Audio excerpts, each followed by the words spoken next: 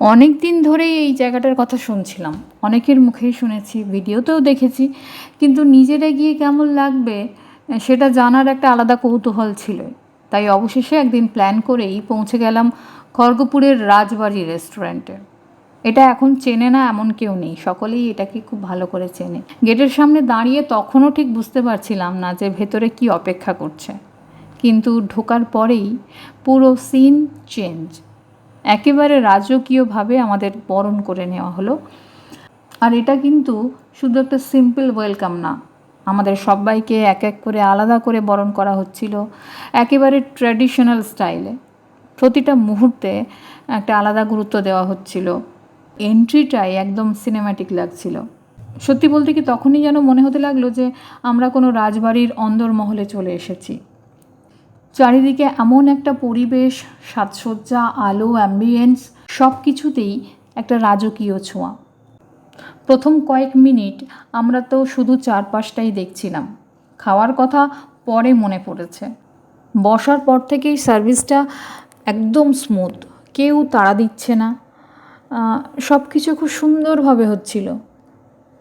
আর হ্যাঁ, যেটা তোমাদের বলতেই ভুলে গেছি, আজকের আউটিংয়ের আসল কারণ এই যে আমাদের বার্থডে গার্ল দেখতে পাচ্ছ, ওনার জন্মদিন উপলক্ষেই আমরা সবাই মিলে এখানে একসাথে আজকে গিয়েছিলাম, আর সেটাকে একটু স্পেশাল করে তোলার চেষ্টা।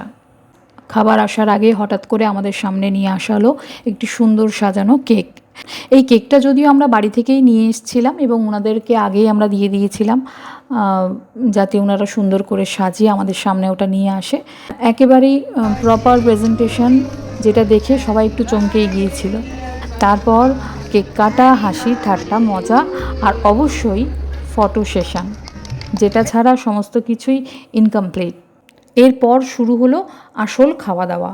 আমরা থালি নিয়েছিলাম, পুরো সমস্ত মেনুগুলো একসাথে সাজিয়ে পরিবেশন করা হলো একদম রাজকীয়ভাবে, যেটাকে বলে রাজকীয় আয়োজন।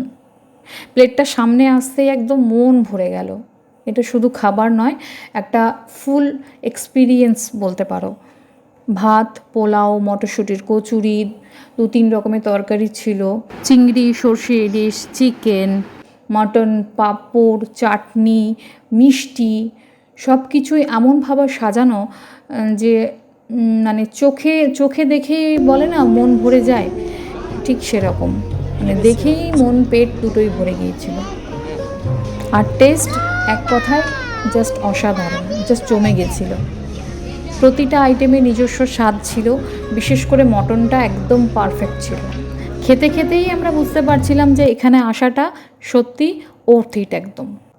কারণ শুধু খাবার দাবার নয়, এই পুরো এক্সপিরিয়েন্সটাই একটা আলাদাই ফিল দেয়। ভেতরের অ্যাম্বিয়েন্স এত সুন্দর, ক্লিন, কাম, একদম ফ্যামিলি আউটিংয়ের জন্য পারফেক্ট। খাওয়ার শেষে যখন পান সার্ভ করা হলো, সেটার প্রেজেন্টেশনটাও ও মাই গড দুর্দান্ত। এত সুন্দরভাবে আমাদের সামনে পানের পুরো যে বক্স একটা এসছিল, দুর্দান্ত দুর্দান্ত, মানে একদম আই ক্যাচিং ছিল যেটাকে বলা যায়।